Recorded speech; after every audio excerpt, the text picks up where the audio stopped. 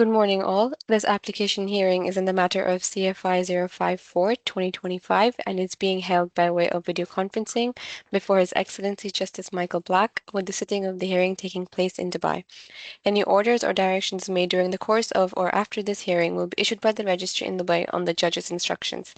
The applicant's defendant is represented by Nimble Legal Consulting FZE. Lead counsel is Mr. Hari Krishna, and the claimant respondent is represented by Emirates Legal FZE. Lead counsel is Mr. Sayed Mustafa Hussain.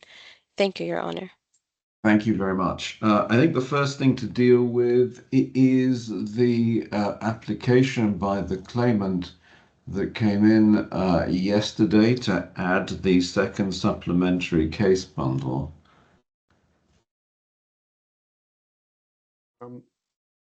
Your Honor, if I may. Yes. If it's any help, I can't see any relevance whatsoever in any of the documents, but you can tell me what you think that their relevance is.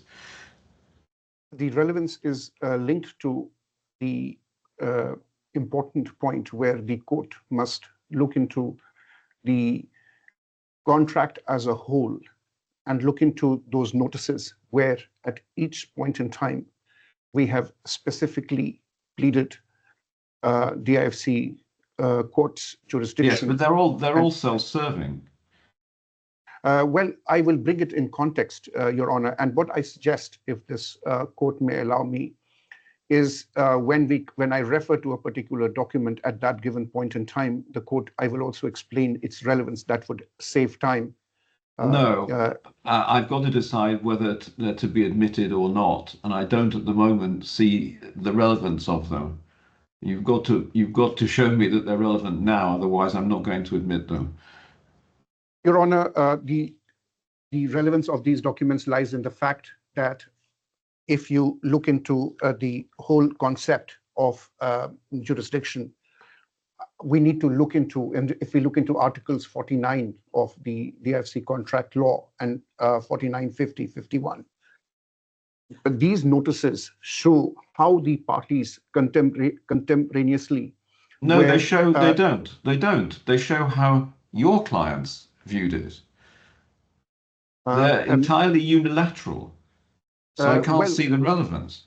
The relevance anyway. These are there are two of these three notices which have been added to show that time and again, at no point in time did the party exclude. Did the party say that they are not? They do not adhere to those laws, or they questioned that DFC laws is not applicable. And more importantly, Your Honor, there is one important document, which is in those documents which helps the defendant's case, and that is the letter written by the counsel. If we go to the set of documents, if I may take you to those documents, my second supplementary. Yes, I've got it up in front of me. What page in the bundle you want to go to? I will just take you through. This is the letter written by the opposite counsel. Yes. I mean, I've read everything, but tell me which page you want to go to. The letter it is page number 15 to 9, page number 15. Okay, I have that. Page 14. I will just show you. Page 14. Okay, I have that. Let me open it, my lord. So it says this is a letter dated 24th of October. Now, this is the only letter. There are 7 notices that we have sent to them, wherein we have expressly pleaded the why DIFC laws applies, that we are relying ourselves on DIFC law, and this is the law chosen by the parties. And this is the only letter which they have written, dated 24th of October.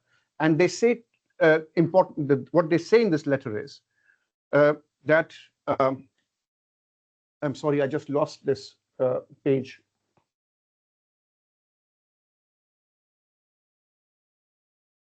Well, I've got it here. The content of your notice is rejected in whole and in part. Our client is surprised of your alleged claim, especially that no agreement has been signed in this respect. There's no suggestion that there is any agreement to the application of DIFC laws. And so all of the documents in the bundle come from your side saying that DIFC laws apply. So they give me no insight whatsoever into the shared Your Honor, intention of the parties. I can only, if you allow me, I will only make brief references to these documents when I have explained my jurisdictional application, why this court has jurisdiction. I want to, why I refer to this particular document, which is before this court, is to drive home the point that this is the only document in which they say we disagree with what you have stated. But that doesn't establish. Sorry, don't talk across me. Don't talk across me. It doesn't establish that there was a common intention that DIFC law applies. And so it's actually unhelpful to me. There isn't a single helpful document in this bundle to me. I will have to tell the Honorable Court that if you look into if we go below in this letter, on page 14. It says that there is one very important point that this letter, I want to put it on record, whether this court takes note of this or not, is that this is the only rejection by them of our 7 legal notices, wherein we have specifically pleaded that if you do not act pursuant to the provisions of, we have a unified clause where we have written to DIFC law, and we have written the jurisdiction of the DIFC, and we have said dispute resolution. No, I understand all of that. It just seems to me to be completely irrelevant. I'm not permitting these documents to be adduced in evidence. Okay. Except one last point, Your Honor. Well, I've just given my decision. All right, Your Honor. I see that the estimated length of hearing from the defendant is 2.5 hours. The estimated length of hearing from the claimant is 1.5 hours. So we'll have 2 hours. The defendant can have 45 minutes to make the application. The claimant can have 1 hour to respond, and then the defendant can have 15 minutes to reply to that. So it's your application. Mr. Krishna, it is now 1:15 the hour. You have until then 1 o'clock. I'm grateful, Your Honor. May it please Your Honor, my application is for a declaration that this court does not have jurisdiction. You can assume that I've read absolutely everything. I'm grateful, Your Honor. Just a couple of outstanding housekeeping points, if I may. Your Honor has dealt with the issue of the third supplementary case bundle that was lodged on the 8th of October. But there was a supplementary bundle that was lodged on the 30th of September, and then a second or updated supplementary bundle that was lodged on the 3rd of October. There's been plenty of time to deal with the other supplementary bundles, so we'll admit that. I'm grateful. If I may just deal with a couple of procedural issues, Your Honor, there was a lot in terms of the evidence and answer that was filed on behalf of the claimant. There's some confusion arising out of what was filed. There's a document that's titled Evidence and Answer, and that seems to be legal. I know the point. I don't think you need trouble me with that. And indeed, I think it's accepted that that's not appropriate evidence. It's now said to be a note. I have focused upon the witness evidence filed by both parties. So I don't want to get involved in squabbles about the nature of the evidence. I'd just like to get down to the actual merits. I'm grateful. In that case, the first point that I need to deal with, Your Honor, is the suggestion that the application was filed late. It should be dismissed because it was filed out of time. Now, that was first raised in a letter to the registry on the 31st of July. But the actual complaint seems to be that the acknowledgement of service should not have been accepted out of time. Now, that's the subject of an order of Justice Nasir al-Nasir. Yes, I don't understand why he didn't enter judgment against your client, frankly. But Your Honor, if one goes down the path of what could have been done, if he had entered default judgment, we would have then challenged it under Part 13. I accept that the acknowledgement of service was filed late, but Your Honor is not sitting in appeal against that order. This is an application that is filed under Part 12 on the basis that the acknowledgement of service was accepted. And as Part 12 requires, this application is being made within the 14-day period permitted under Part 12. Well, I've got to decide whether that acknowledgement of service was valid or not. Given that it was so late, and having regard to the evidence of Mr. Khan in his witness statement of the 3rd of September at paragraph 10, which I find difficult to understand. That's right, Your Honor. We were instructed, and upon our being instructed, as Mr. Khan has said in his statement, without wishing to disclose privileged information, it's simply the point that although the claimant's position is that it did, the defendant's position is that it did not agree to the IFC Court's jurisdiction, the correct procedural step would have been to file an acknowledgement of service indicating its intention to dispute jurisdiction. Yes.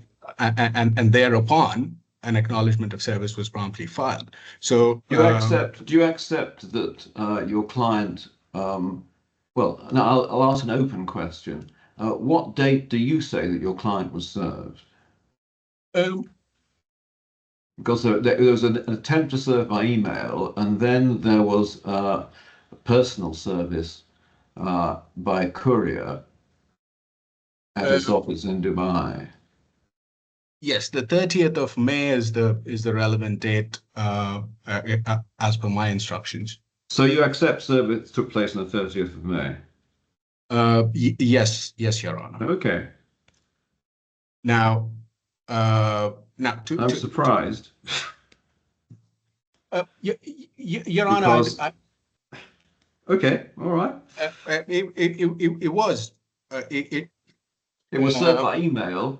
You can't serve a company by email. You can serve a legal representative by email. But there was service in the correct form, it seems to me, a couple of days later. But it doesn't matter. Your Honor, given the timing of the acknowledgement of service, I don't think those few days really matter, because I accept that the acknowledgement of service was filed out of time. Yes. Our position simply is, well, it was filed when it was, and reasons have been given for why that was the case. And if the position is that retrospective permission ought to have been obtained, we don't think that's the case, because the rules make no provision for it. We would have done that, and in any case, I mean, the acceptance of the filing was made pursuant to a different order, and that order is not before Your Honor. Sorry, what do you mean different order, not before Your Honor? So the order of His Excellency Justice Nasir al-Nasir, where he rejected the application, the request for judgment in default, was on the basis that the acknowledgement of service was filed. So the acknowledgement of service was accepted at that time. by the court. Depends what you And mean no, by accepted. well, accepted as filed, Yeah, because well, the it certainly was filed. and Whether it was valid or not is a different issue. yes, uh,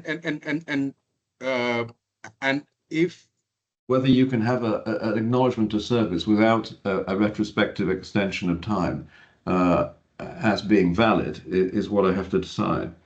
and if that is the case, I mean, in the absence of anything to that effect in the rules, then my client should have But the there are lots opportunity of, to. but there are lots of, there are lots of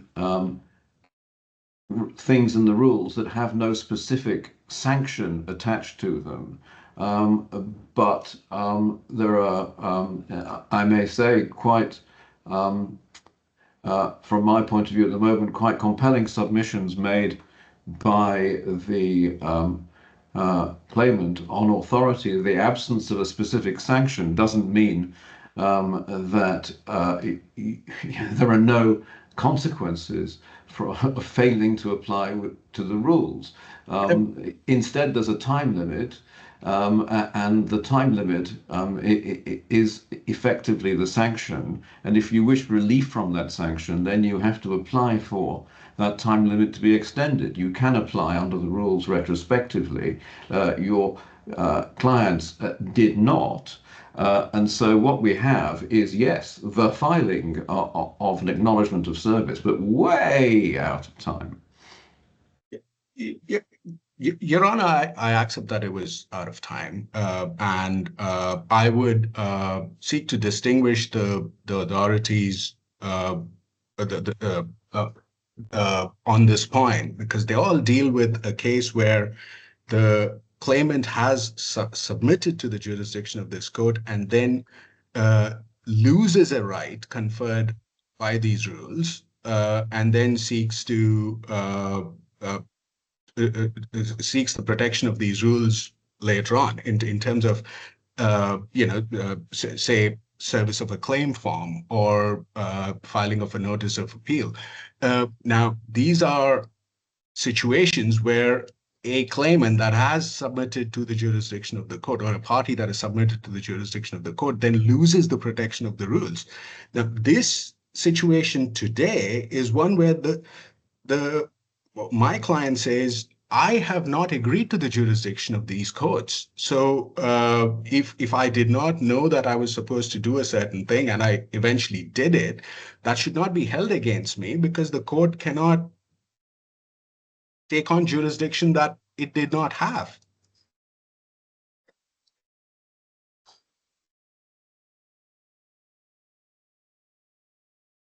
Because it goes back to the point about the jurisdiction of the DIFC courts being statutory in nature.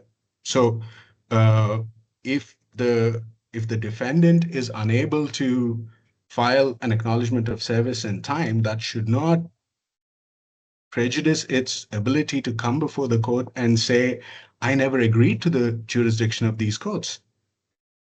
And if that is the case, if the defendant is to be stopped from taking that position, then I seek permission to make that application for relief.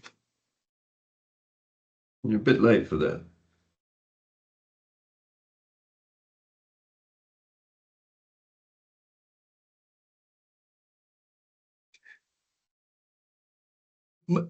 Milord, if if a party that has not agreed to the jurisdiction of the courts cannot come before the courts and say, I never agreed to the jurisdiction of these courts, then I'm not sure how that would work in Well, this it situation. works by filing an acknowledgement of service within time, or if you're not within time, seeking permission to file out of time.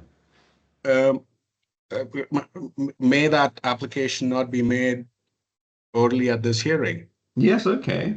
So you wish to apply, so I will deal with that in Uh, my decision. Okay. So I you're applying for permission, you're applying for retrospective permission to file to file the acknowledgement of service out of time. Okay. I'm grateful, Your Honor. Good. Okay, time's moving on. Having dealt with that, if I may move on to the merits of my case. Yes, of course. The I mean, the test for determining whether or not the courts have jurisdiction, as your lordship's aware, was dealt with in the case of Akhmadova and Akhmadov, the Luna, in which your lordship was a successful lead counsel on this point. I was unsuccessful lead counsel on the point. On the question of jurisdiction, as to I had understood otherwise. No, I think I have a recollection that I was unsuccessful. It doesn't really matter. Well, I mean, just as Sir Richard Field said, where the question is solely one of law and the court has the necessary background evidence to determine it, then the normal approach is for the court to get on and determine it. Yes, I agree with that. But I was representing Mrs. Akhmedova, who was the unsuccessful party, I think, in that case. On this particular point, I think it was Straight who was unsuccessful. Okay. Just on this issue of on the narrow issue of whether to get on with it. Yes, I agree. Okay. Exactly. Now, the question of jurisdiction is statutory. The rules require a party seeking to challenge jurisdiction to make the application within 14 days of the acknowledgement of service. That necessarily means that the issue should be decided at an interlocutory stage rather than at trial. And that fits with the so-called Canada Trust Gloss, which is that you have the materials before you. And in this case, nothing that's been adduced by the claimant contradicts the evidence given by Mr. Khan. There is simply no contradiction. All the evidence is before your lordship. Therefore, we say that now is the time to decide it, and there's nothing further that's required in terms of evidence to decide the issue. No, I'm subject, of course, to anything Mr. Hussain says. I'm with you on that point. I'm grateful. The second preliminary issue, if I may, is what law applies. Now, recent cases in the DIFC Code have said that it's the law in force at the time of the jurisdictional hearing. I'm also with you on the basis that the 2025 law applies. I'm grateful. So moving on, in terms of the applicable gateways, neither party is a DIFC body nor DIFC establishment. There's no suggestion that the term sheet... Again, to shorten matters, it's 14B or nothing. I'm grateful. Now, in terms of 14B, it's said on the other side that there's a novel approach to be taken and that there's a novel unified formulation of a governing law and jurisdiction clause, and that agreement to governing law is sufficient to constitute agreement to jurisdiction. Now, that goes against the precedent of this court, a binding precedent, if I may. Where the DIFC Court of Appeal has said repeatedly that an agreement to governing law does not constitute an agreement to jurisdiction. That's Goel, that's yes. Kure. So I was successful counseling Goel. So there you go. Now, what's being argued on the other side is, and I'll let Mr. Hussain take you through his arguments, but the way I understand it, it is we have this fill in the blank exercise where we say governing law X, jurisdiction Y, and we've said governing law is the IFC, therefore you must assume that jurisdiction is also the IFC courts. But it's not the job of this court to fill in the blanks for the parties. The law requires an express agreement, which we say is missing. If I may quickly take Your Honor to the claim form itself, which is at page 7 of the case bundle. Yes. And if Your Honor goes to page 8, the following page, under particulars of claim, it says, well, particulars of claim will follow, but then it sets out some details where the claim is said to be for multiple breaches of 2 distinct franchise agreements. Yes. And then there's a description of the first franchise agreement, and then there's a second franchise agreement. And if Your Honor goes further down to page 9 at the bottom, it says jurisdiction type opt-in. Yes. Law governing the dispute. This term sheet and the franchise agreement shall be governed by the laws of the DIFC. And then law giving rise to the jurisdiction of the courts, it says Article 5A2, which is the old law of 2004. This is due to the express agreement of the parties in the underlying term sheets for both the first and second franchise agreement, which explicitly designate DIFC law as the governing law. Yes. So that's the basis on which the claimant says that the courts have jurisdiction. Well, that can't be right, clearly, as you say, on the Khoury and Goal cases. But so that we can save time and we can focus on the real points,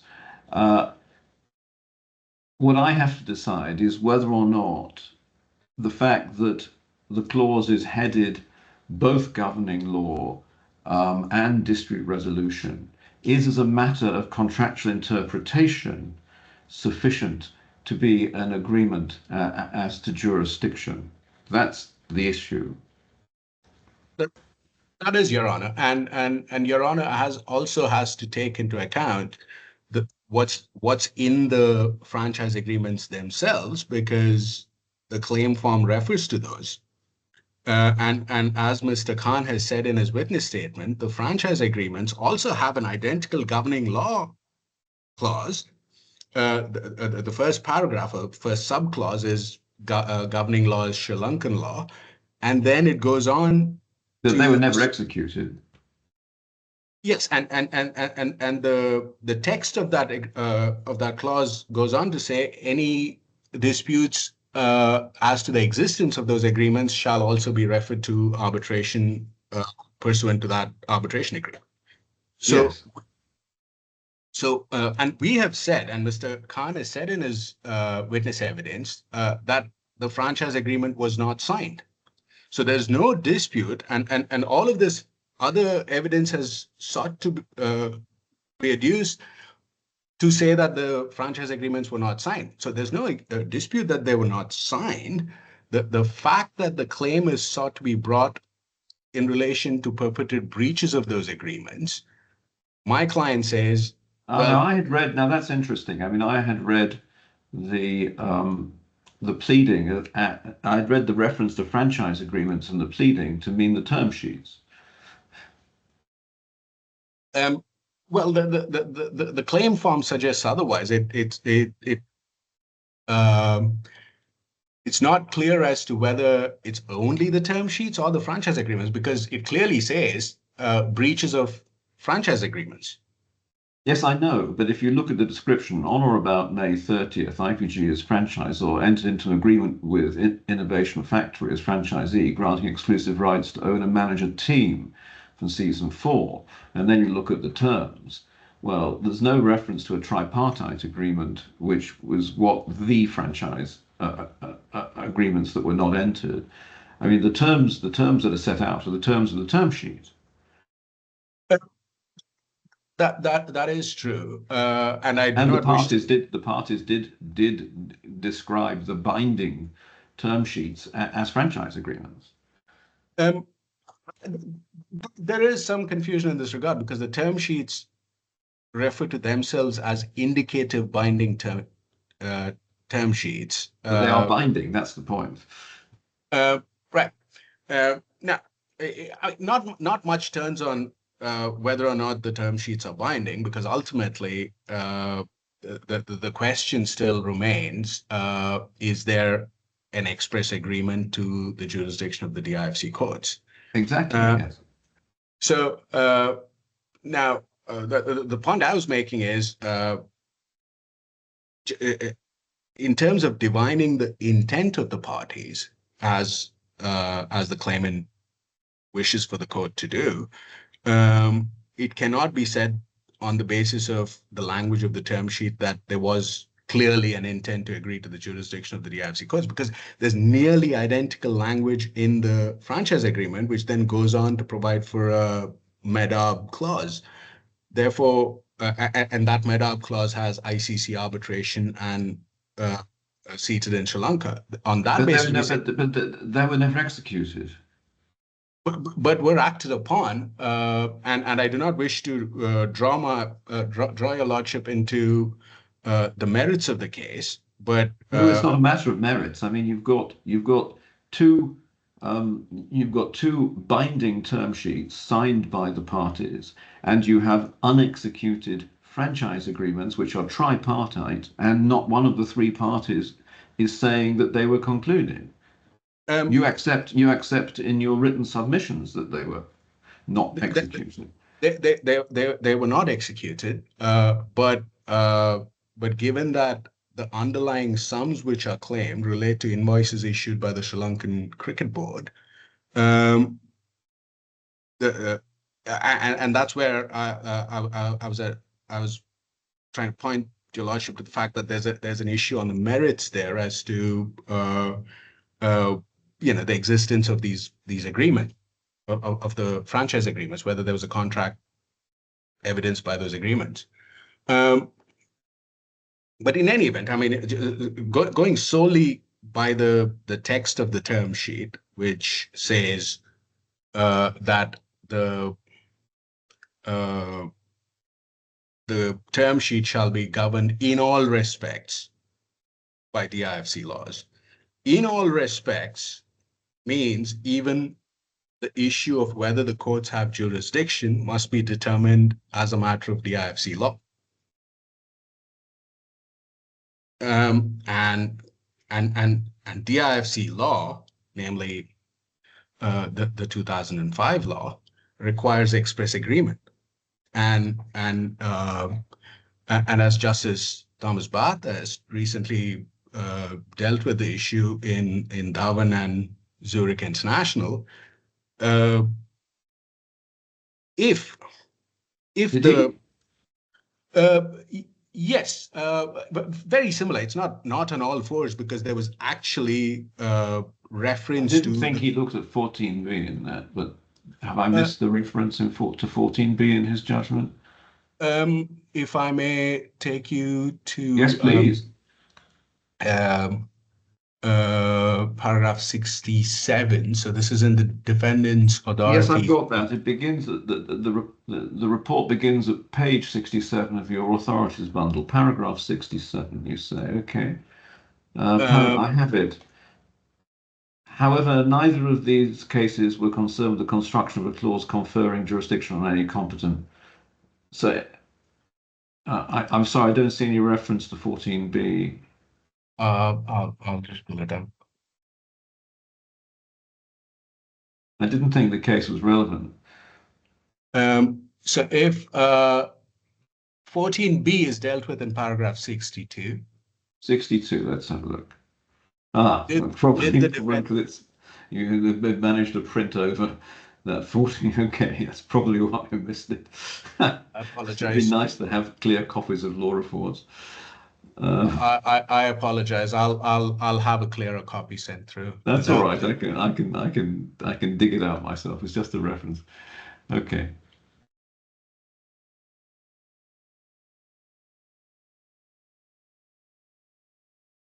and 66 and 67 are in the context of a discussion of 14B. Yes, I see that. So, um, So he's construing, so he's construing a particular clause there and saying it doesn't amount to a 14B agreement. yes. So where there's active reference to competent legal authority in the Which is not United the States. case, which is not the clause here. Yeah. I'm not sure how it helps. Well, if I may just take your honor through how I read this. Okay.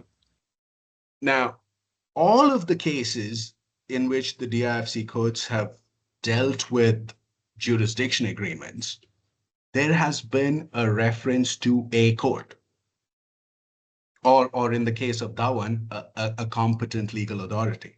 There's never been a case decided in these courts where there is no specific wording as to agreement, whether to the Dubai courts or courts of the United Arab Emirates, as in the case of Goel Investment Group, etc.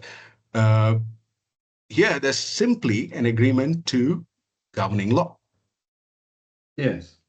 So, the way I would read it in the context of the 2025 law is that Justice Bathurst's reasoning here that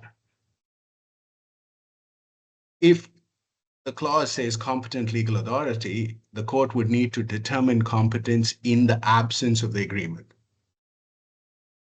So it is which is the competent legal authority, and then determine that that's what the agreement relates to.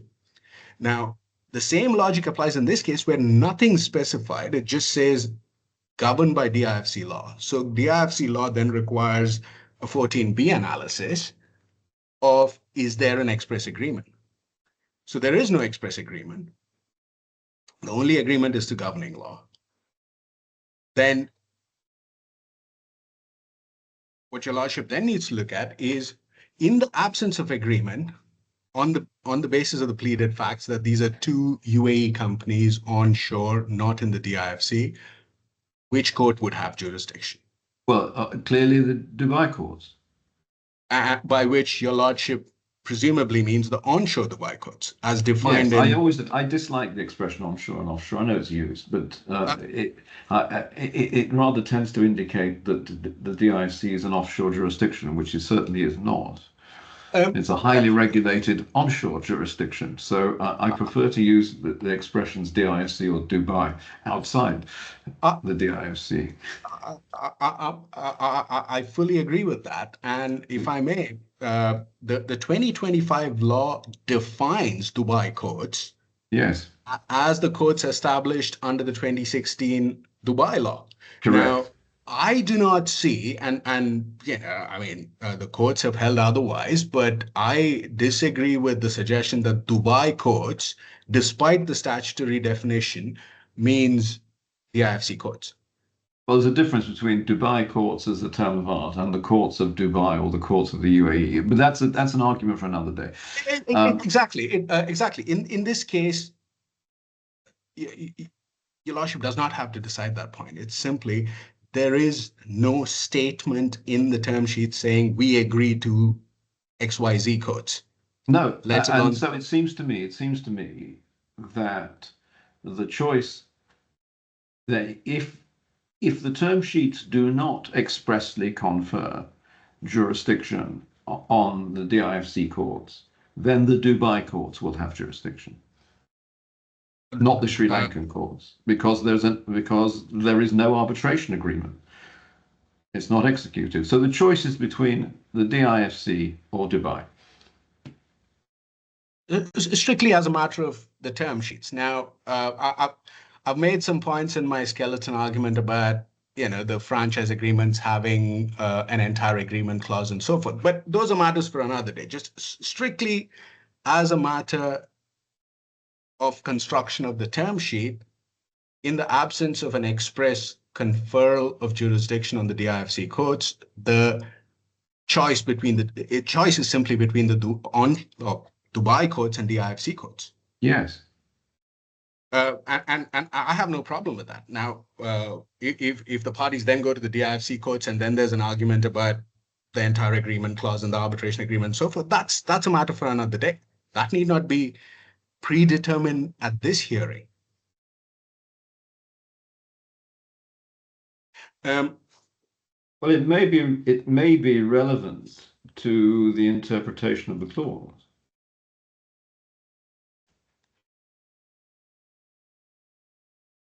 It may well be, Malad, but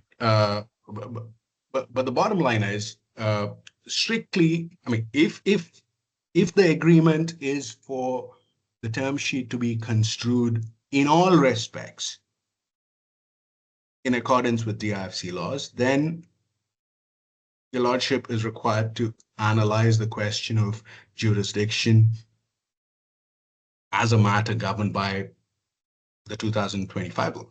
I agree.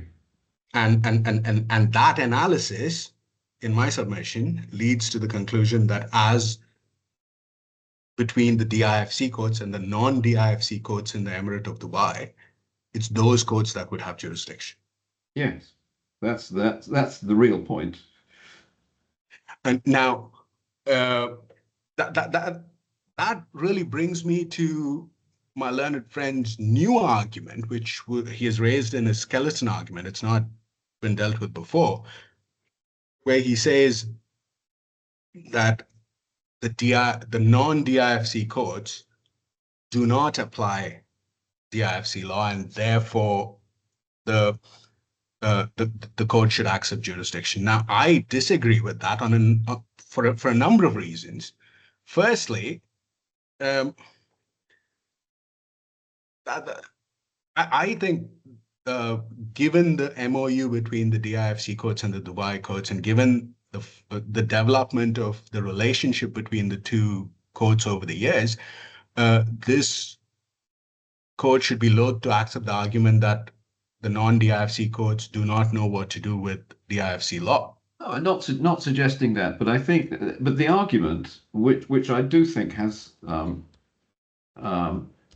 some force in it, is that if one's looking at the interpretation of a clause purely as a matter of interpretation, an indication of the construction that the courts to which it refers, of the DIFC courts, are the fact that it's the application of DIFC law, and it's more natural for the DIFC courts to entertain disputes subject to DIFC law than the Dubai courts, which apply their own law, which obviously is UAE federal law as applied in the Emirate of Dubai.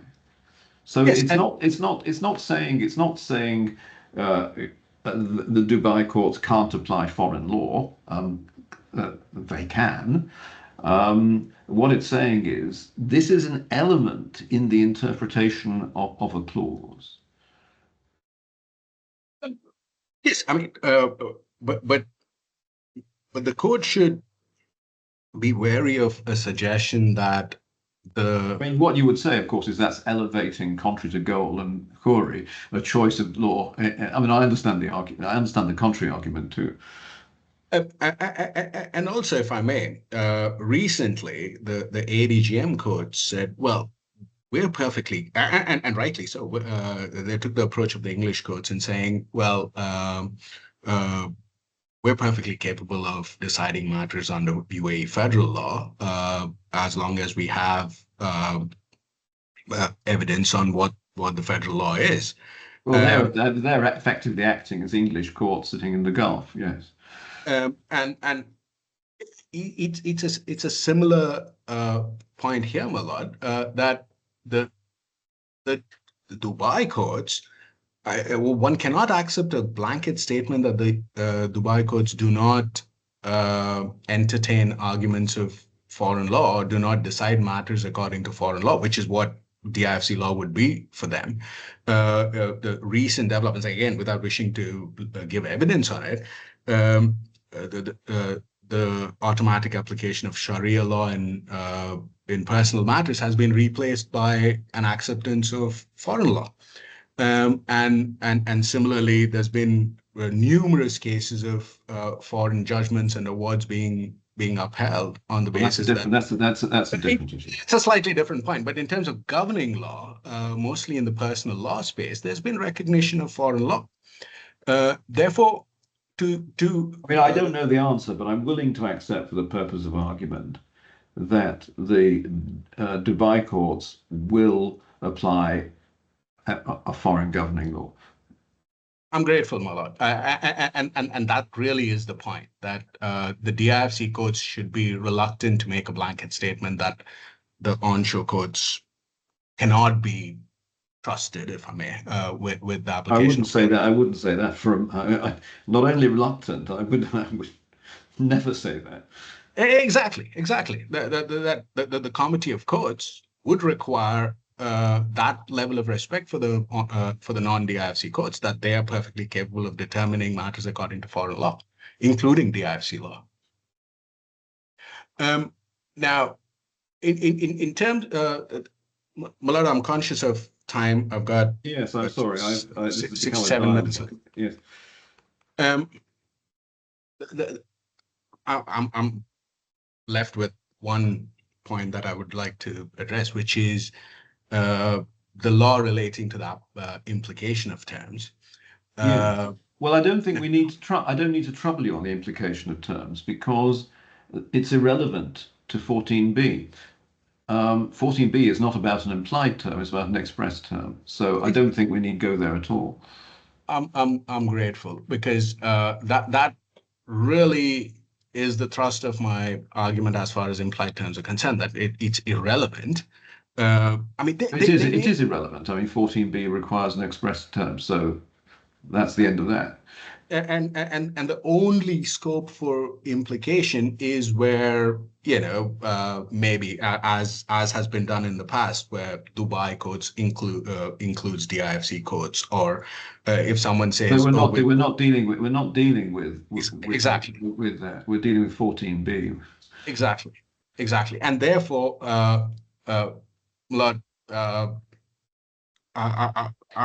unless there's any other aspect of my application that no, I've read your submissions. I've read your submissions in detail. I think in your oral submissions now, you've put your finger on the real points, perhaps with a little prompting from me, and you've got 15 minutes in reply when I've heard from Mr.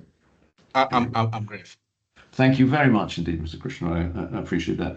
So, Mr. Hussain, you have an hour. Your Honor, I'm not sure if I will take an hour, but I think I note that the Honorable Court has studied my skeleton in extreme detail, and I will try not to only revisit for the purposes of driving home the key points and issues. I'm very familiar with the Honorable Court's way of dealing with these issues, and I will only bring the relevant points before the Honorable Court. Thank you very much. Your Honor, an application was made orally before the Honorable Court this morning, and it has been stated that there is no, we have not filed an application of relief from sanctions, and we are filing this application of relief from sanctions now under 4.46, if I may, RDC. Yes. Now, where a party has failed to comply with a rule, practice, direction, or court order, any sanction for failure to comply imposed by the rule, practice, direction, or court order has the effect. So unless the party in default applies for and obtains relief from sanction, which they are doing now. Now, now that does not mean that it has no consequences. The fact that you did not file an acknowledgement of service on time and filed it extremely late, and then in the witness statement of the defendant, as well as in the counsel's letter, which is on record, in bundle CB case bundle 384 at paragraph 4 and at paragraph 5B. I will just indicate the paragraphs to your honor.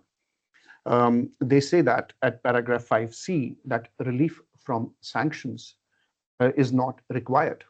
So now the question is, if you do not file your AOS on time and you put your jurisdictional objection on record, so your mere jurisdictional application is at the time of hearing irregular, unless your honor in its absolute discretion decides to entertain it. And if it does so, then there is also rule 23.16 that every application should be made as soon as it becomes apparent that it is necessary or desirable to make it.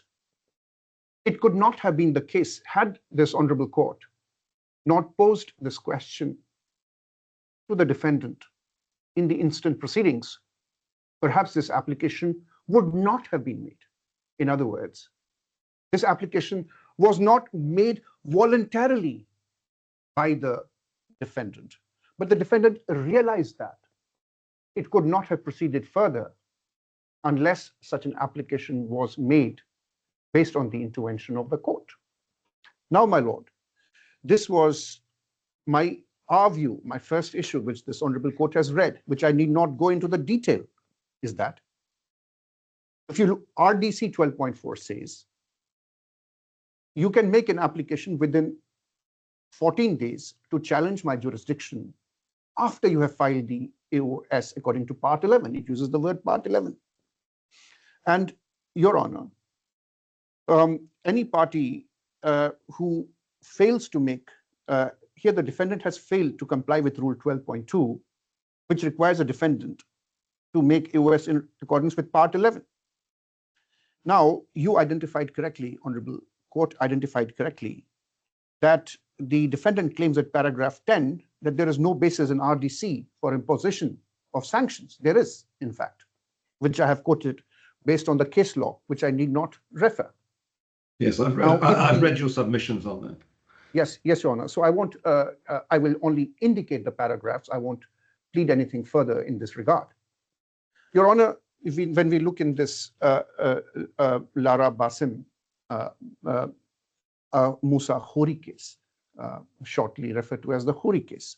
Yes. One of the observations was, if you are unable to meet the specific conditions applicable in this context for an extension of time, there is no room for recourse to freestanding principle of reasonableness.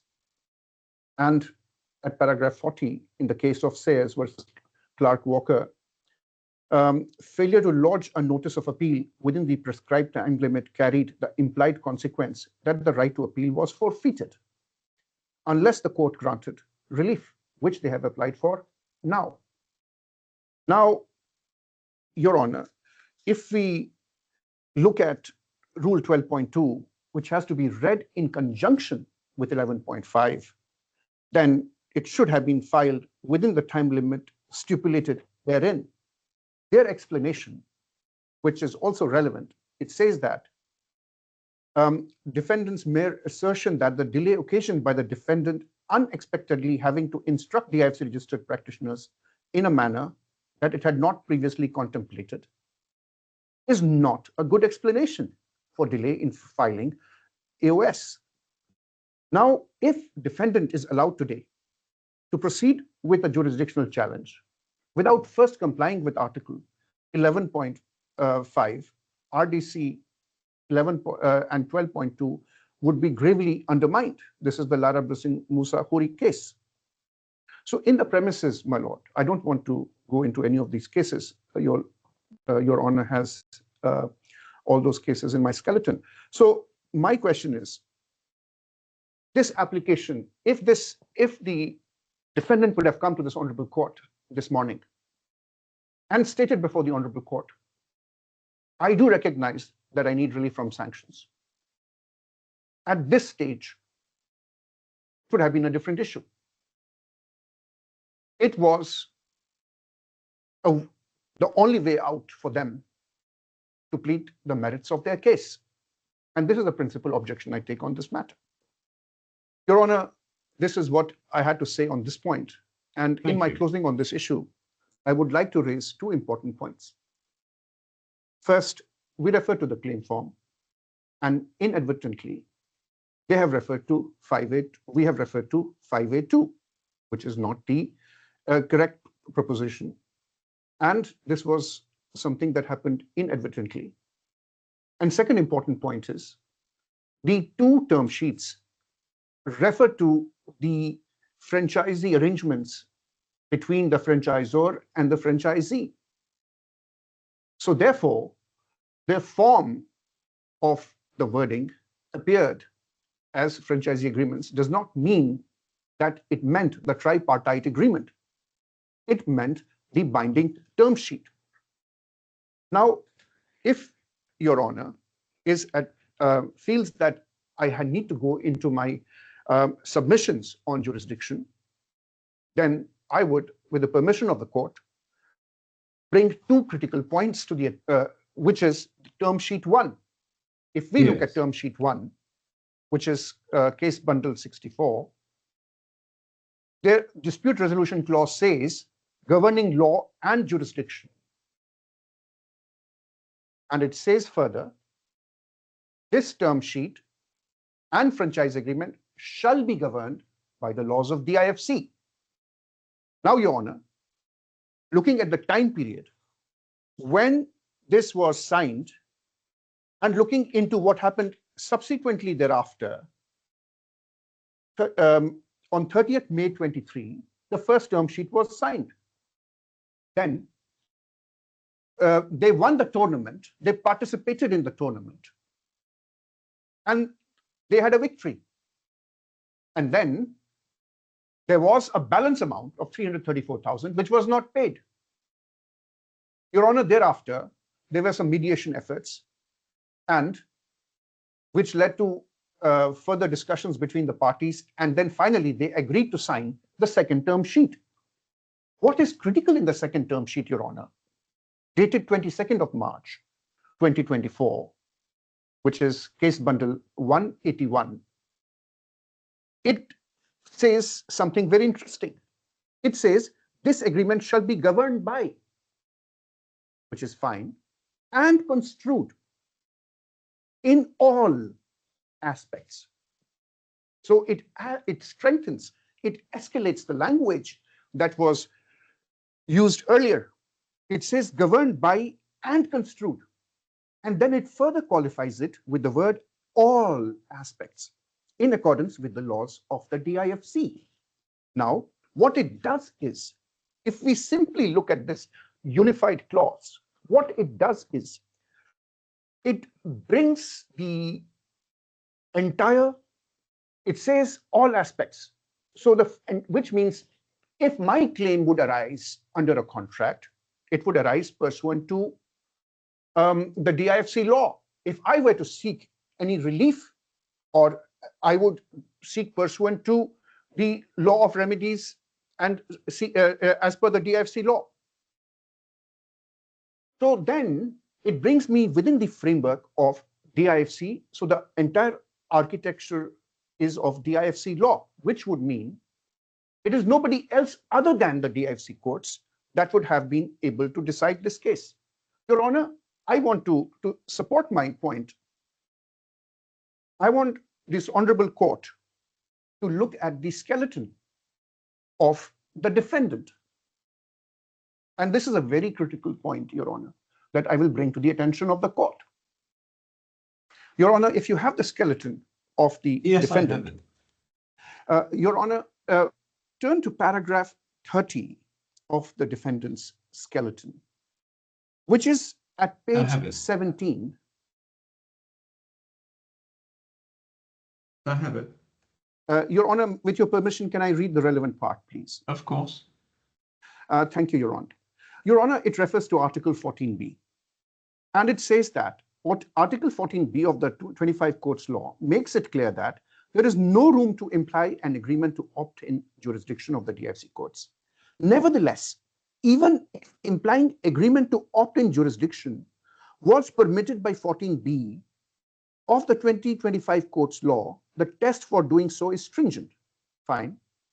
Implying agreement to DIFC courts jurisdiction is not necessary to give business efficacy to the term sheets, as the term sheets were capable of performance and indeed were performed without it.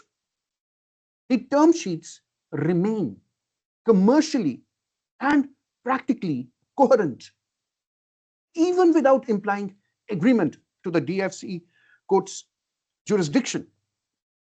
I want to stop here, Your Honor.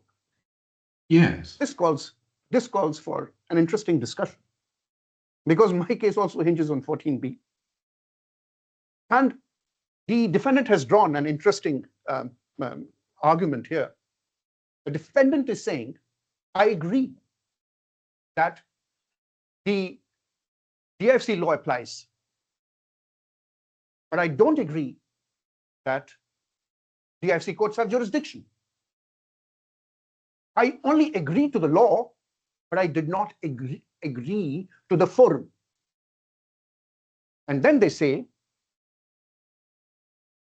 in one of the notices which Your Honor didn't allow today, one of the things was, I reserve my right to file a case against you if you do not comply. So my question then would have been, before this honorable court, if you reserve your right to file a claim against me in your legal notice, where would you file the claim? Would you file this claim in Sri Lanka? Now, Sri Lanka, the tripartite agreement involves Sri Lanka Cricket Board.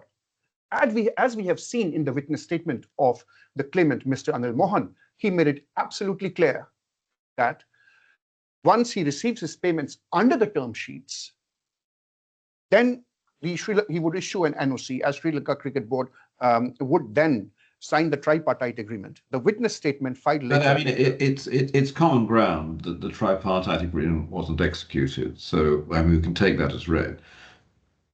Yes, Your Honor. And if we read even 22.5 of the franchise agreement, Article 22.5, it says it's signed in counterparts. And when the last of the counterparts is signed, the agreement shall come into effect. So, I mean, clearly, I mean, I need not go into that argument at all. So my question, Your Honor, coming back to the cases, if this case is not governed by the DIFC laws, now they have not pleaded the UA law. Now there's a procedural bar. Well, I think it's accepted that the relationship arising out of the binding term sheets is governed by DIFC law. What is not accepted is that the DIFC courts have jurisdiction. I think we've come to the position where there's an acceptance that either the choices are between the DIFC courts applying DIFC law or the Dubai courts applying DIFC law. Yes, Your Honor. But coming back to what Your Honor posed a question to the learned counsel for the defendant, my question is this: that first, you can say that DIFC courts do not have any jurisdiction, in which case Dubai courts will assume jurisdiction because they are the courts of general jurisdiction and they do not derive the jurisdiction from a statute. Well, both parties carry on business in Dubai, so Dubai would be the natural. Dubai would have been the natural choice if the parties had not so intended. Exactly. So, Your Honor, in this given case, if we look at the RDC rules 12.4 and 12.5, they require that first they say that jurisdictional objections must be raised promptly. Second, they say that comprehensive raising all grounds relied upon. If at this stage they haven't pleaded Dubai courts, and they cannot, and if we go by the principle in Henderson versus Henderson, parties must bring their whole case timely, comprehensive jurisdictional challenge, and they should have pleaded it in the alternative. That if the Dubai courts, the court should find that Dubai court should have jurisdiction. They haven't. Now, they have expressly pleaded only Sri Lankan jurisdiction. They have made no mention of Dubai courts. They have contained no reservation of rights. They have sought no permission to amend under Rule 11.16. And Your Honor, this constitutes a clear election. Having chosen its jurisdictional battleground, the defendant cannot now seek to reopen it. Procedural discipline requires parties to advance their case fully at the proper time. Allowing a new Dubai limb now would prejudice the claimant and waste resources contrary to the overriding objective. And Your Honor, when we But I don't have to decide which is the proper court, whether it's Sri Lanka or Dubai. All I have to decide is whether or not 14B is satisfied. And so the only issue for me is the interpretation of the what you say is the jurisdiction clause in the binding term sheets. Yes, Your Honor. Your Honor, this is if we look into the point that I would like to bring to the court is that this is a unified clause, and the parties deliberately tied the governing law and dispute resolution together under one label. And the court should avoid an interpretation that renders dispute resolution surplusage. The natural business-like reading is disputes are resolved within the legal system expressly named in the same clause, namely the DIFC. Now, if we look at Term Sheet 2's escalation clause, conceived and construed in all respects word, this goes beyond the bare governing law. It signals a comprehensive submission to DIFC legal architecture for both interpretation and dispute resolution. If the parties had intended a different forum, they would not have tightened the DIFC language in Term Sheet 2. And we did that, and while keeping the clause dispute resolution. Now, Your Honor, if we look into the witness statement of the defendant, he says, I negotiated the term sheets. He does not agree we drafted the term sheets, but he negotiated the term sheet. So it's not that what he agreed was he didn't understand the legal implications of that. And Your Honor, the parties adopted a unified framework for both law and dispute resolution expressed in one clause. And you know, when you read it in context, this satisfies Article 14B's requirement. And what is the 14B's requirement? 3 words: specific, clear, and express. Now, if the court is against me on 14B, I may have a modest fallback on 14A2, but I'm not going to argue that before Your Honor.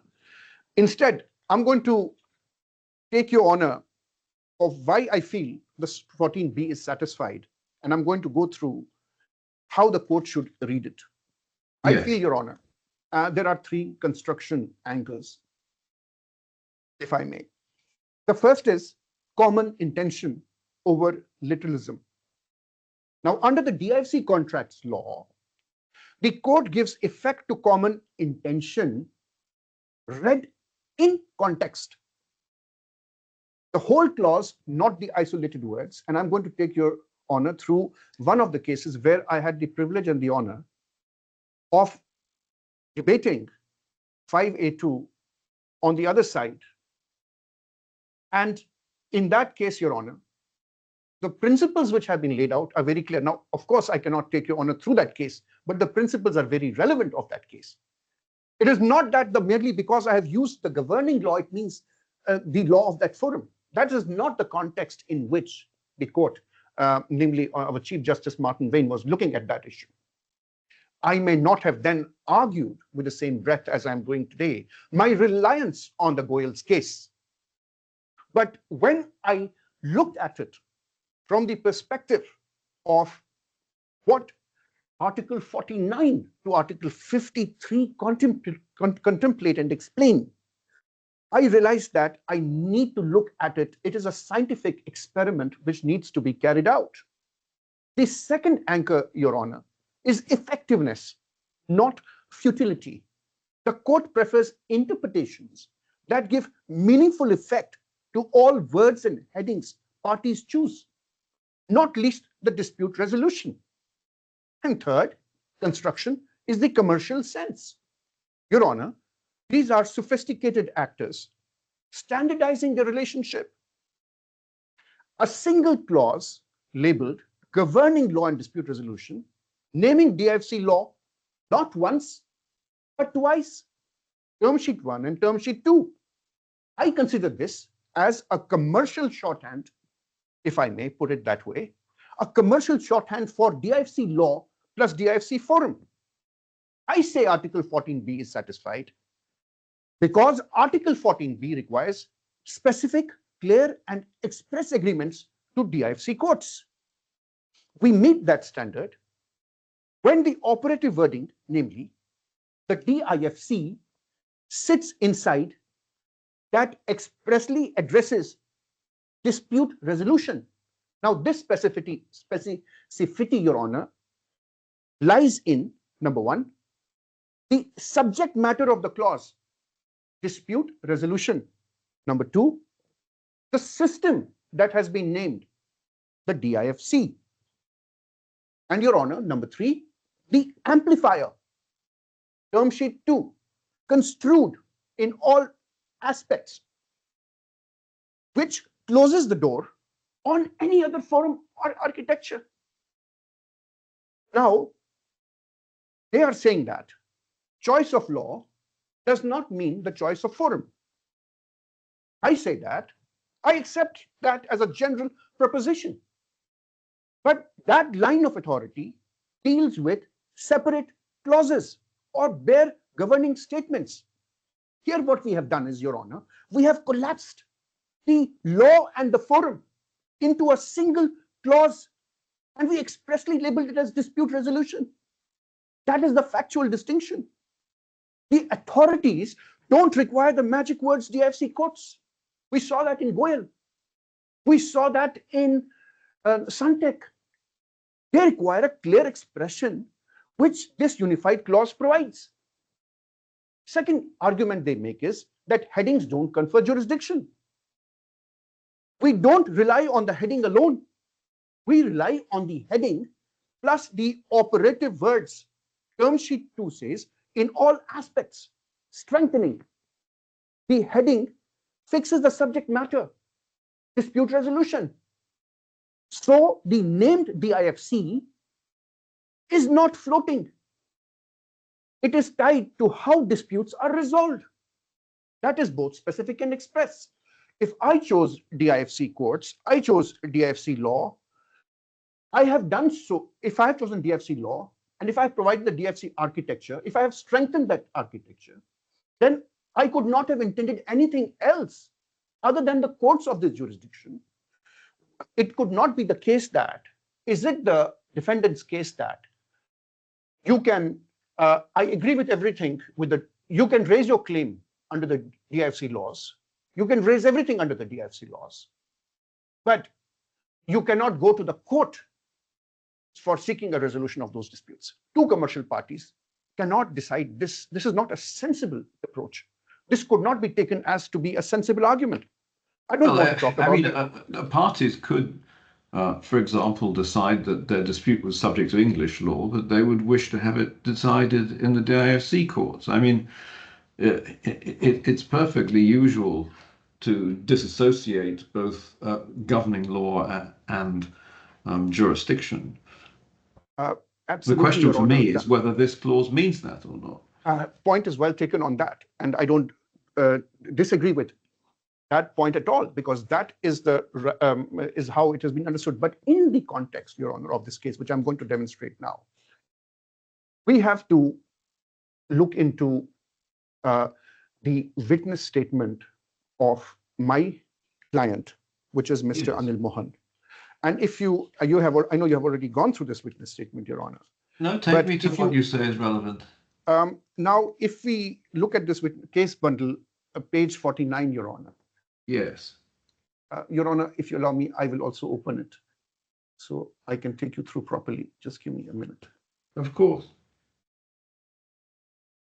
Your Honor, this is the witness statement AM1 of Mr. Anil Mohan. Now, Your Honor, in this witness statement, if you read para 2 of the witness statement, he says, given the international nature of Lanka Premier League, it was essential to adopt now, Your Honor, this is the intention, neutral, internationally recognized legal framework. After considering options, IPG deliberately chose DIFC law as the governing framework for franchise agreements, owing to its common law foundation, commercial certainty, and enforceability. And if you read the following paragraphs, so he explains very clearly why they have executed and if you read paragraphs 3, during negotiations, the defendant never objected to the DIFC framework. At no point did the defendant suggest Sri Lanka jurisdiction or arbitration as mentioned in the unsigned franchise agreements dated 16th of 24, exhibit so-and-so. Both term sheets included the clause governing law and jurisdiction. And if you read his paragraph 4, he says, both the 2023 and 2024 term sheets contain the unified clause governing law, and he says this was not accidental. It was the deliberate intention of IPG to ensure both good governing law and jurisdiction were encompassed with a single coherent DIFC legal framework. And if you look into now the witness statement of the defendant, and I'm referring to his witness, he says that at CB 24, if you go to page number 24. Yes. I mean, the issue there is not the intention of one party, it's the shared intention of both parties. Absolutely, absolutely, Your Honor. Now, here he says that I led these, at page 24, he says, I led these negotiations. Yes. Now, Your Honor, while this honorable court may say that it is not just your intention of your client, it has to be the intention of the other party at all. It could not have been the, now, Your Honor, that takes us back to the question that what was the intention of the other party? If it was not DIFC, if it was not Dubai, how could it be Sri Lanka? There is a letter in our documents on record, Your Honor, and that letter explains why they have backed out of this agreement. And in that letter, they explain there is a threat to Mr. Umar, and therefore they don't want to continue with this arrangement in Sri Lanka. And they say that I'm not aware of that. Where are you? What are you talking about? this is in our supplementary bundle, page 34. Is it so? Is it in the? It's not been incorporated in the main bundle, has it? I thought that the main bundle was updated to. No, Your Honor. Some documents where what happened is we provided these documents to the defendant who were preparing this application, and they refused to take these documents on record. So we had to then file a supplementary bundle. Okay, and, well, I'll have to go if I may. So if we go to the supplementary bundle, Your Honor. Yeah, you'll forgive me. I'll have to go to case management to get that. I was under the impression that there was an updated bundle that included all the documents, but for those that were produced last night. So just bear with me while I get it up on the case management system, which is going to be a bit slow. So what was the date? So this is page number 34 of the supplementary. Yeah, no. What was the date that you filed the supplementary bundle so I can find it on the case management system? Yes, I will have to look for it. 1 minute. If I may assist the yes. There was a supplementary bundle that was filed on the 30th of September, and then it was sought to be updated on the 3rd of October. 3rd of October. Okay. So we have to look into 30th of September. Doesn't 3rd of appear. October. 3rd of October. Sorry, 3rd of October. Beg your pardon. Okay, case bundle. I haven't got it on the. This was sent to the registry by email. I don't seem to have this. I thought everything had been incorporated in the case bundle, but I'm obviously wrong. I'm sorry about this. It doesn't appear to have been logged onto the system in that case. So the other option is for me to share my screen. Or yeah, do that. If you're able to do that, that would be extremely helpful. So, Your Honor, I may ask my colleague who is on this meeting to share the screen, Yeah. and if that is okay. Of course it is. Yes. So my colleagues will just share the screen. I have it now. Your colleague is obviously very adept with Teams. Thank you very much. Okay. So Your Honor, this is Tuesday, 18 June 2024, and this is the withdrawal of Be Love Candy in LPL. And this is, they are saying, I'm writing to you. Yes. On behalf of. Yes. You show me precisely what you want to refer to. The second paragraph of this letter, which is on page 35, top paragraph of page 35, which is in front of you, Your Honor. It says, the decision to refrain from participating stems from serious security concerns that they recently have come to our attention. Mr. Muhammad Khan of Be Love Candy has been informed of specific threats to his personal safety. These threats have been corroborated by reliable sources within Sri Lanka, and given the severity of these concerns, we are compelled to prioritize the safety and well-being of our team and leadership. Our intention was to compete at the highest level and bring our best to LPL. However, in light of the potential risks involved, we believe it will be irresponsible to proceed under the current circumstances. The safety of our founder is of utmost priority, and we cannot, in good conscience, expose them to undue danger. So, Your Honor, if yes, can you just give me the date of this, please? The date of this letter is the 18th of June 2024. Okay. Thank you. Now, Your Honor, on one hand, we are saying that the reason I brought up this issue was not to bring anything very strong in this letter. I think we can remove this letter. So Your Honor, the reason is why this letter was introduced is, on one hand, you are saying that it's not DIFC, you have not pleaded Dubai. You are saying that I want to fight this case in Sri Lanka, but you have withdrawn from this tournament, from this process, because you feel there's a threat to life in Sri Lanka.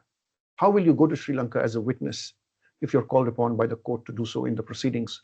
And why are you going to choose Sri Lanka? What I'm trying to, in effect, look at, and I'm in no way arguing this in any adverse manner, but I'm saying that it seems that the idea is to keep the case away from Dubai courts as well, because the possibility is that there is an amount of money that is to be paid, which the claimant has paid on its behalf to Sri Lanka Cricket Board, which it can claim from the defendant. So to find excuses of how to keep away from the case. Now, that is not the reason what I'm going to argue before this court. I just wanted to indicate this point. Your Honor, now I'm left with in view of paucity of time, I have to now look at this case from the lens of Goel and from the lens of Suntech. Now, before I take this honorable court there, and I'm also aware that Your Honor has written the rules of the DIFC, but I, as a student, allow me, if I may, to refer to how I understand, and this is an excellent opportunity for me to present these rules before a person who has written them, is if I look at Article 49, Your Honor, and if I were to dissect Article 49 of the DIFC companies law. Contract law. Contract law, I apologize. I didn't write that. No, of course not. But So if you look at the DIFC contract law, but this is now Article this is 49(1). I mean, the DIFC contract law is unidroit. I beg your pardon, I didn't get that. I said the DIFC contract law actually enacts the unidroit model. Yeah. Yes, yes. Now, the 49(1) refers to common intention of parties. Yes. Now, if common intention cannot be established for any reason, then 49(2) says, look into what a reasonable person of the same kind Yes. would do. But then, if no result is reached by that process also, then Article 50 comes into action. And Article 50 says, look into the interpretation of statements and other conduct. And the interpretation of statements and other conducts, 51 says, it must be interpreted according to that party's intention. And what does it mean? It means if the other party knew or could not have been unaware of that intention. Your Honor, I have one of the agreements which is in the supplementary bundle which has been allowed by the court. This is a 31 December legal notice that we send them, notice before initiating the claim, in which we have very clearly explained why DIFC courts have jurisdiction. Now, if you look into the fact that the other party always knew about DIFC architecture, the other party was informed 7 times that this is the method we are going to follow. Not even once did they mention that these courts, it is the courts of Sri Lanka that have jurisdiction, or it's the courts of Dubai that have jurisdiction, or what you are saying is incorrect, DIFC courts do not have any jurisdiction. What I'm trying to say here is that if we look at 51, if the other party knew or the other party could not have been unaware of that intention. Now, let's say, Your Honor, I fail again to convince you on this point. Can we then go to Article 52, 50 subclause 2? It says that look into the meaning which reasonable person of the same kind would attribute in the given, would attribute to it in the given circumstances. Meaning, I choose DIFC law, then I sign a second term sheet in 2024, March 2024. And then in that second term sheet, I change what I have stated in the first term sheet. I further strengthen the DIFC architecture. I say in all aspects. And then, Your Honor, Article 51 says, how should we apply 49 and 50? The intention of the parties in this. It says, pay regard to the relevant circumstances. And then it says, all circumstances. And if we look at Article 52, Your Honor, reference to contract or statement must be as a whole. When contract or a statement as a whole, when you look at it, it is you cannot say that you chose DIFC law and in the same clause you had dispute resolution, and it would not mean the dispute resolution of DIFC, of the DIFC courts. And Your Honor, Article 53 says, interpret contractual terms to give effect to all terms rather than deprive them of some effect. So what I'm trying to argue here is that we cannot deprive the word dispute resolution of its effect. What I'm trying to argue, Your Honor, is that dispute resolution clause has a meaning. It is not there as an empty word. In contracts interpretation, there is a canon against surplusage. Courts try to give each word or heading real work to do, rather than treating language as decorative. So if a clause is titled governing law and dispute resolution, the court should avoid an interpretation that treats it only as a governing law clause. Dispute resolution signals the parties meant to say something about how disputes are to be resolved, the forum, the process, not just which law applies. Your Honor, reading the clause as law only renders resolution plus H. The business-like reading gives effect to both halves, DIFC law plus DIFC-centered forum, reinforced by our language in term sheet 2, governed and construed in all aspects. Now, Your Honor, both these term sheets, as we argued earlier, carry the same heading. Now, read naturally, when we read this very naturally, the parties used one heading to capture both elements, law and forum, within the DIFC framework. And the help of Articles 49, 52, 53, the court must identify parties' common intention, read words in light of the whole clause, whole document, and avoid an interpretation that deprives the terms, here the dispute resolution, of effect. Our skeleton, Your Honor, develops this, and I don't want to take you through the clauses of my skeleton, but I have explained this very clearly in my skeleton. Now, governed and construed in all aspects, this word which is used in term sheet 2, Your Honor, this goes beyond the theory of governing law. It signals a complete DIFC architecture covering interpretation and dispute resolution mechanics. Now, if we pair that with the heading and argue it satisfies 14B's demand for specific, clear, and express provisions because the specific legal system has been named alongside dispute resolution. Now, Your Honor, season 4 of this match, of this thing, was fully performed under a DIFC law framework. The parties then reaffirmed that framework in term sheet 2, but with stronger wording after the relations, and this was signed after they had a lot of discussions. That course of dealing corroborates the common intention that disputes would be resolved in the DIFC framework, not in Sri Lanka under an unsigned draft. Your Honor, I want to take this honorable court through Goel because I would feel incomplete if Goel is not pleaded.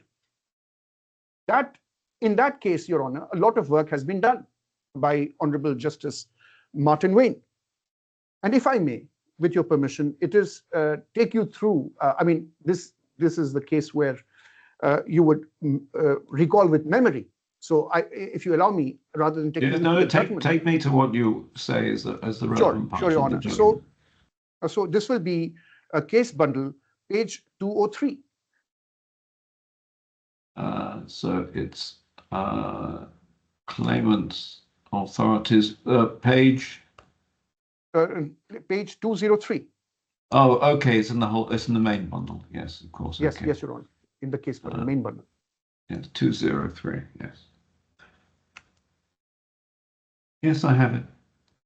So, Your Honor, this is something critical, and I don't need to look into all cases because Goel sets to rest many controversies which have arisen.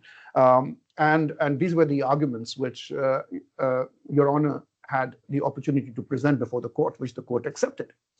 Now, but these are the formulations by the Honorable Judge of the important principles he culled out from all previous cases.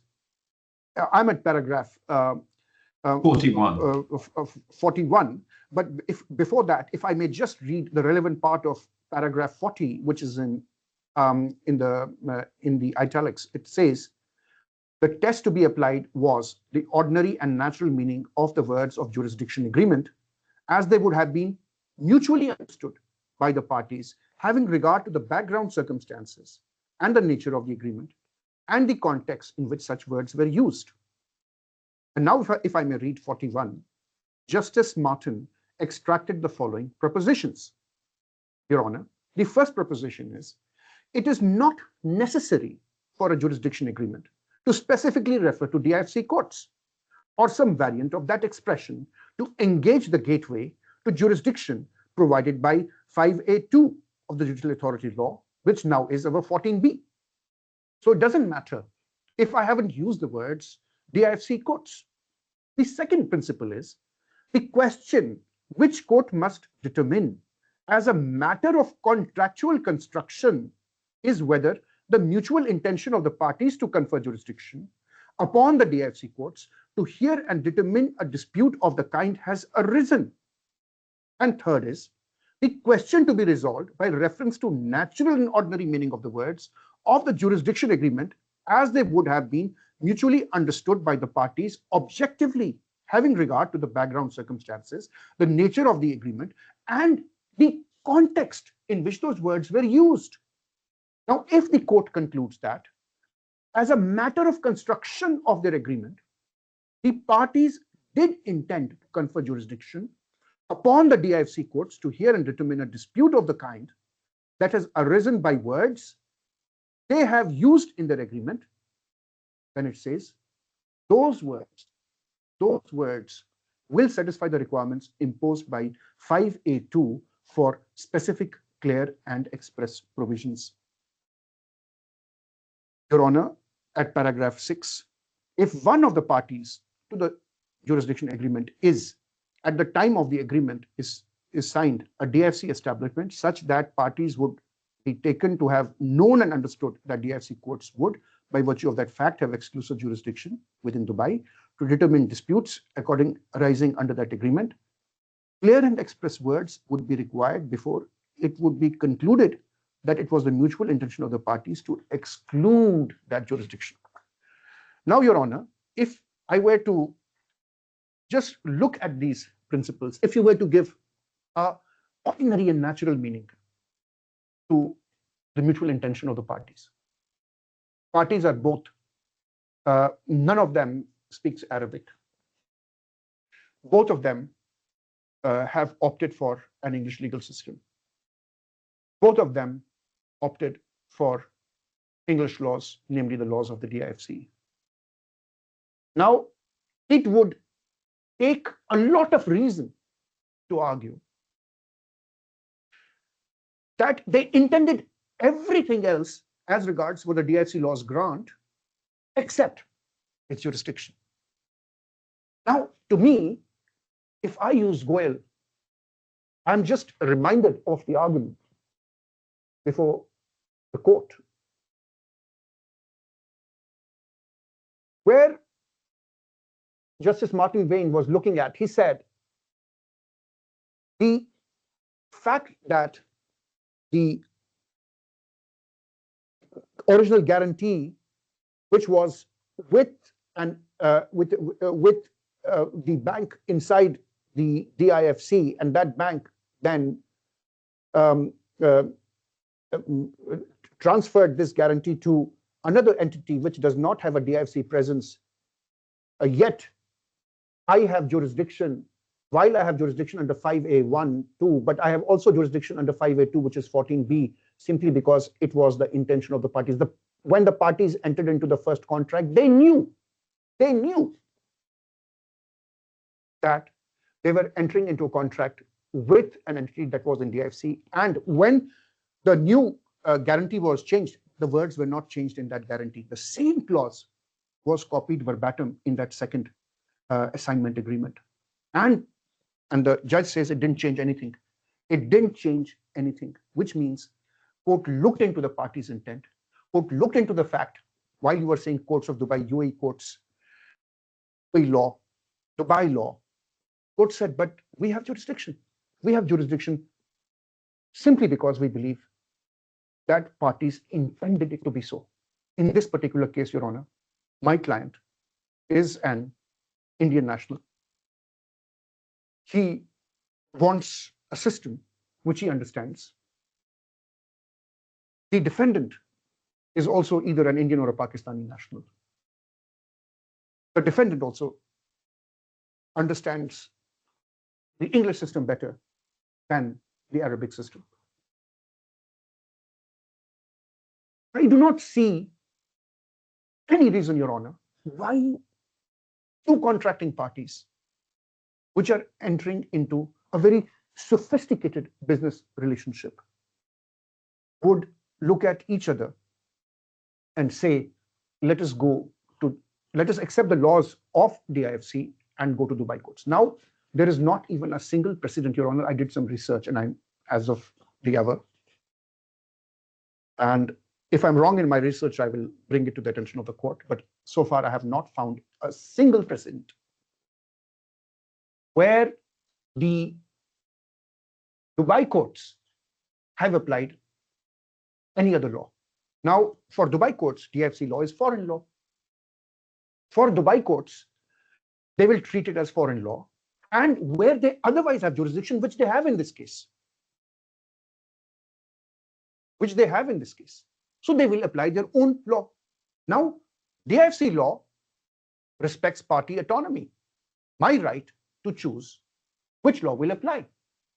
Now, if you push me in the direction of Dubai courts, simply by saying, and you don't have to push me by saying Dubai courts have jurisdiction. You can just simply say that this court has no jurisdiction. But if Your Honor holds that view, what it is going to do is it's going to cause me severe prejudice. Why? Simply because first, it was not the intended consequence of my agreement. It was not the mutual intention of the parties. This is not what the defendant ever raised with me during negotiations. I sent 7 notices to that defendant. And Your Honor, I want to only bring one of the notices which you have still put on record, which you have not removed from the thing, which does not violate your order. Please allow me to refer to the 31st December, which is in the supplementary bundle, which this court does not have. And if you permit me, Your Honor, colleague will bring that live up in front of on the screen of. And I want to take you through just the relevant portion of that notice. This is notice of 31st December 2024, notice before initiation of the claim. 1 second, Your Honor, my team is pulling it out. Thank you. Now, Your Honor, this is the notice dated 31st December 2024. This is addressed to Mr. Umar Khan. I don't want to go through all the terms. What page of the supplementary bundle? This is page number 21 of the supplementary bundle. Okay. Now, Your Honor, if we move to paragraph 5 of this notice, 5, which is at now legal basis under DIFC law. Now, this is a legal notice before initiating a claim. We are saying that governing law, the term sheet, and the contemplated franchise relationship are expressly governed by DIFC law. No doubt about that. And what we are saying is exclusive jurisdiction. The DIFC courts have jurisdiction pursuant to the contractual clause designating DIFC as the exclusive forum for dispute resolution. We are referring to the term sheet to language. We see that. Then, and Your Honor, if you go below that, what we say is that we refer to the key DIFC provisions that we are relying upon, where we are showing what you have done and what is. And then if you see below that, I mean, we're running a bit short of time. You've got 5 minutes. What I'd like to see, if I may, is the response to this. So, Your Honor, when you read, if I were to, you see, Your Honor, I have Suntech, the Suntech case again. No. Did they? Sorry, forgive me. Did the defendant respond to this notice? Do I have that before me? No, Your Honor.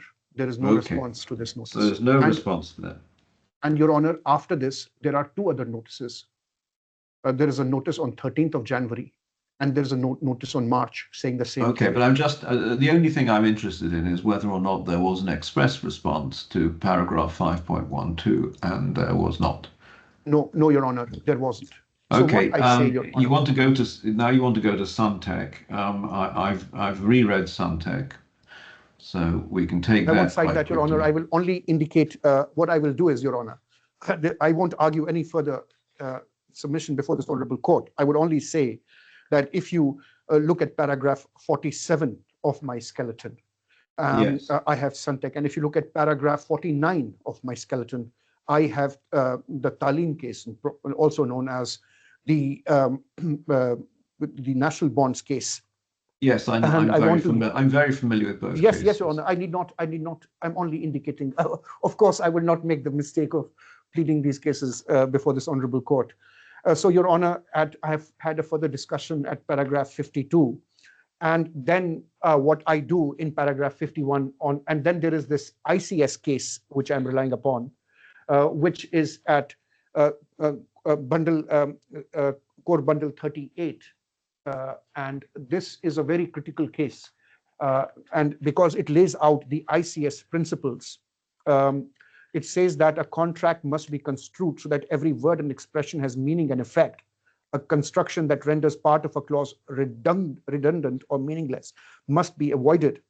And then the court lays out the various principles, and then it says that the natural and ordinary meaning must yield business common sense. If it flouts it, however, there is a presumption that people do not easily make linguistic mistakes. The natural and ordinary meaning is not. Yes, these are the English. These are the English authorities. Yes. Again, I'm very familiar with the investors' compensation scheme. Very familiar with Arnold and Britain, and indeed the other cases that follow. So, Your Honor, I will just conclude with your permission. Yes, of course. And then I have a question for you after you've concluded. Yes, Your Honor.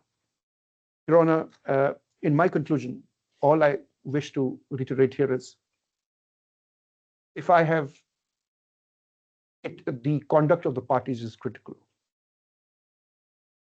The manner in which we executed the first term sheet and the language that was used in the second term sheet. The second term sheet brings us within the fold of the DFC architecture. Defendant says that it negotiated the contract, which means this contract was not, he signed it out of his own will, free will, and accepted the jurisdiction, accepted the DFC laws, and by signing the second term sheet, accepted the jurisdiction of the DFC courts. When we read the unified clause, which means law and dispute resolution together, the word dispute resolution there are operative words in the term sheet 2, which define what dispute resolution is. And when read with our notice that I just read out to you, it shows what the parties intended. Sometimes it is not necessary that, as I just read out to you, Your Honor, the scheme, even it's just that it's not that I was unaware. The fact, the slightest awareness of what was that. Sorry, I think I lost you. We lost. You did drop. It did drop slightly. Would you like to repeat what you just said? Because Yes, Your Honor. I'm saying that if we look at. Sorry, I just lost my argument. I apologize. That's okay. What I was saying, Your Honor, is when we choose the governing law, when we choose the forum, we have the operative words in term sheet 2, and then through my various notices, we notify the opposite party. It's not that the opposite party was not aware that I would go to DFC courts. And then if you look at their conduct, AOS was not filed on time. And if you look into their witness statement that there is no need to seek relief from sanctions. And if you look into the fact that they moved this application only because this honorable court pointed out, then that lends a theory that how can the court, what would be that compelling reason that would make this court say that this DFC parties never intended the DFC law? So, Your Honor, this is the principal framework that I wish to rely upon. And I know that this honorable court will then look into in its own way. But these were the points which I had to convey, Your Honor. Thank you. The questions I have to ask are just factual questions, if I may. So I asked Mr. Krishna about service. You served by email on the 30th of May. That is correct. We serve by Yes, email and then but also by courier. yes, I'll come to that. So my understanding of the rules is you can't serve by email on a party unless they've actually agreed to be served by email. So, well, Mr. Krishna accepts it was valid service, which is fine. But on the 3rd of June, then you serve by courier at its place of business in Dubai. Is that correct? That is correct. Yes. And Now, I say this. in your written submissions, you calculate that. Let me just get them up because I was confused. It is paragraph 13 of my skeleton. Yes, let me have a look at your skeleton, if I may. That's the defendant's. Has it closed or have I? Ah, there, skeleton.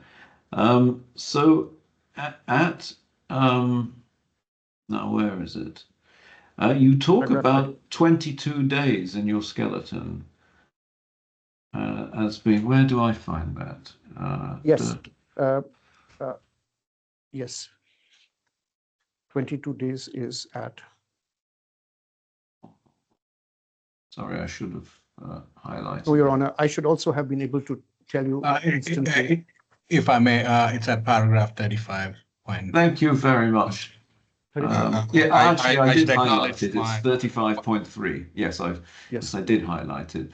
Thank you very much, Mr. Krishna. So, Mr. Hussain, at paragraph 35.3, which is page 10 of your skeleton, you talk about the defendant did not file the acknowledgement of service until 22nd July, which was 22 days late from the statutory deadline. How do you calculate that 22 days? My calculation, for what it's worth, well, you say in your witness statement 39 days, and my calculation is that if you take from the 3rd of June and allow the 2 days grace that's allowed under RDC 9.27, which you refer to in 35.1, then service was deemed to take place on the 5th of June, which would make 34 days late. So I'm just wondering where you get the 22 days from, or am I missing something? Your Honor, perhaps there has been a wrong calculation at my end. Okay, so does my calculation sound right to you? Yes, Your Honor. Because if you take 2 days away from, because the email is not the date of service anyway. No. Notwithstanding the fact that the counsel for the defendant said he has no objection to that, but yes, I don't think actually he can make a concession when it comes to service. No, he can't. It's either right or wrong. No. That is, and I take note of that as well, Your Honor. Despite that fact, it will start from. And as the counsel for the defendant said, it really doesn't matter in terms of the days they're late. I understand that, but it's my calculation is 34 days, not 22 days. As long as I'm not missing something and there's no magic in the 22 figure. That is the correct calculation. Okay, so the other question that I wanted to ask is when His Excellency Judge Nasser declined to give judgment in default, no reasons were produced, were they? What he mentioned in his order was, if the parties would like to have reasons, they should apply to the court for the same. Okay, but nobody applied for reasons. Can I, for sake of better disclosure, inform the court where things may have, why he did what he did? I thought it was to do with the service of costs. Certificate of service. We did submit our costs. But the certificate of service, we filed it, but we filed it a little later. And what the Honorable Judge, His Excellency, did was he just allowed. He said that our default judgment application will not be entertained, and they allowed their AOS. So these were the circumstances, Your Honor. So that was to do with the certificate of service, was it? Yes. But then we Okay, corrected it. It was an irregular thing on our part. So what we immediately corrected it, and we filed the certificate of service. But we had filed an affidavit in which we had explained, and this is the affidavit of Dominic Lipari, in which we had explained that we have done the service, but we did not submit the certificate of service in the form and manner required by the DIFC courts. Okay. Okay, that's extremely helpful. Thank you very much indeed for your submissions, Mr. Hussain. Okay, so Mr. Krishna, you have 15 minutes, which would take us to about 18 minutes past, I think. I'm grateful, Malad. Whilst we're on the question of service, I may as well start with that. I should just point out that under RDC 9.3 and 9.15, where a party is based in the DIFC or in the non-DIFC Dubai, email service is valid. So email service is valid if a party agrees to service by email. But 9.15 suggests otherwise, which is why I didn't push my luck. It's not. Honestly, it's not an important issue. I don't think you need to use your time up on it. It's not, because at the end of the day, I think there is acknowledgement that at some point it was served, and my clients are late. So there's no disputing that the acknowledgement of service was while late. The reasons are set out in the witness. Yes, I've seen the witness evidence of Mr. Khan. Yes, and as I said before, the Khoury case and the other cases relied on to suggest, in support of the proposition that we ought to have sought relief from sanctions. Those are all in connection with sanctions specified in the rules, where the consequences are set out, and where it's a question of the party having a right which it subsequently loses after having actively submitted to the jurisdiction of the courts. I submit that this is different, where my client had never agreed to the jurisdiction of the DIFC courts, and therefore had to seek advice and then file the acknowledgement of service upon receiving the advice that it should. And therefore, in doing so, and now that I have made the oral application for permission, these circumstances should be taken into account, and it would be unfair for a party in this position to not be given permission, because if either party is aware of the rules, having agreed to submit itself to the jurisdiction of these courts, or it's not. If it's not aware, then it should not be prejudiced by the application of the rules on the basis that it's in Dubai and therefore is presumed to know what the DIFC court rules are. Therefore, I reiterate my application for permission for relief from sanctions and for the acceptance of the acknowledgement of service. There is a letter in the hearing bundle from your firm, which I just need the date of that. I will pull it up, Malad, and like I said, that does say it is. Was it something like the 23rd of July, or was it? No, it's the 26th of August. 26th of August. 336. 336. It is the 23rd of July. I'm sorry, I stand corrected. I have a good memory. Good. You do. And we have briefly dealt with Khoury, but on a separate point. And I So your apologize. firm was instructed. I mean, I don't inquire into privilege matters, but you were instructed at least by the 23rd of July. That That is must be right. Yes.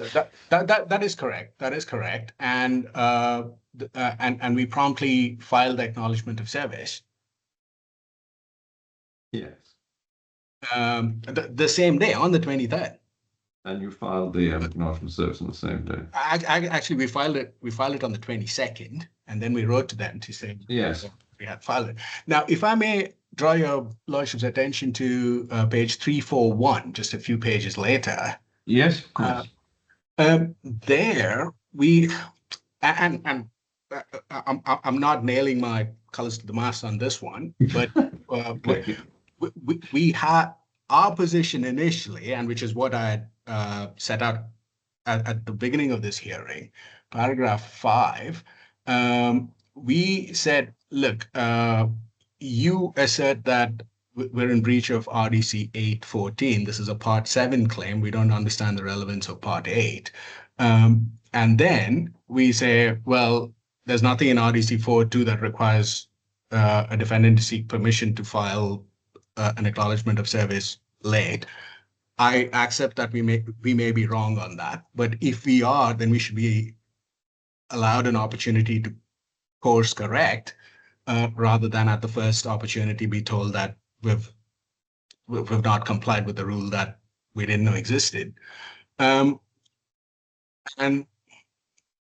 therefore, I mean, paragraph C, 5C, we said, well, the claimant has not sought or obtained an order for sanctions, so we don't see the basis on which we can seek relief from sanctions. But if, as your lordship pointed out, the sanction is that the acknowledgement of service will not be accepted, then we seek permission. Now, we did not think it was necessary because as soon as we filed the acknowledgement of service, that was accepted. I mean, the Justice Nasir al-Nasir issued his order. Of course, it is without reasons, but the reasons can be gleaned from it. The claimants were given 3 opportunities to file their statement of cost. They did not, and I know I can't find anywhere in the RDC that a failure to file a statement of costs is a reason not to enter judgment.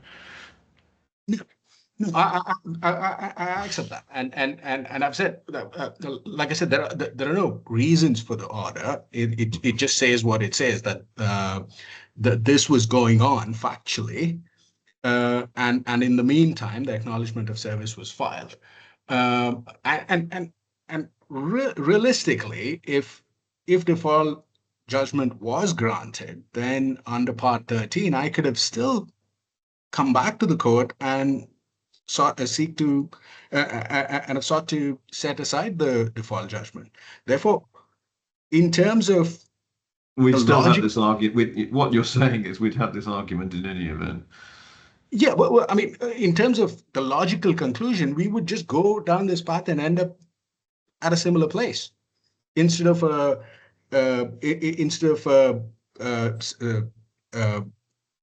application under Part 12 for a declaration. It would be an application under Part 13 to set aside the default judgment, and potentially an application for the same declaration. So ultimately, in terms of what prejudice is caused, the ultimate result is a party that has not agreed to the jurisdiction of the DIFC courts cannot be forced to accept the jurisdiction of these courts on the basis of a procedural failure to comply.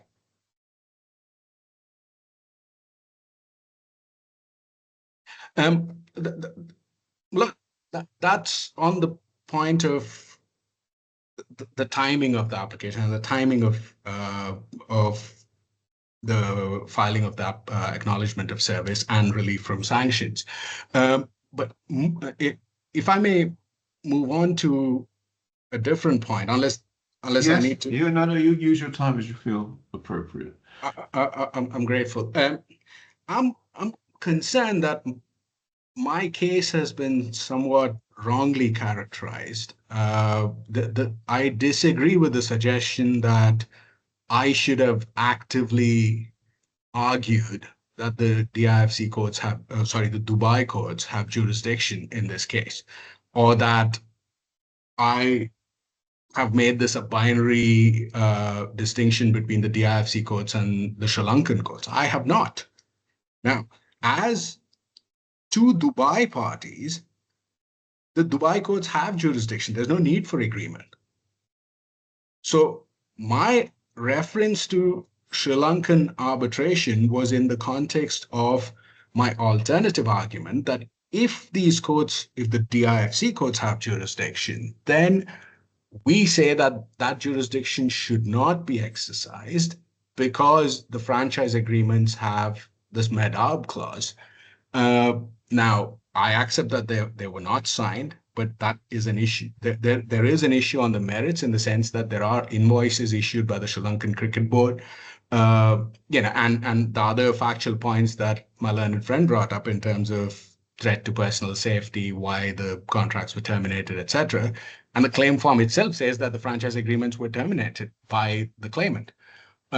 So whether they were not signed or not is secondary. The question is the existence of those contracts is a matter governed by the arbitration agreement there.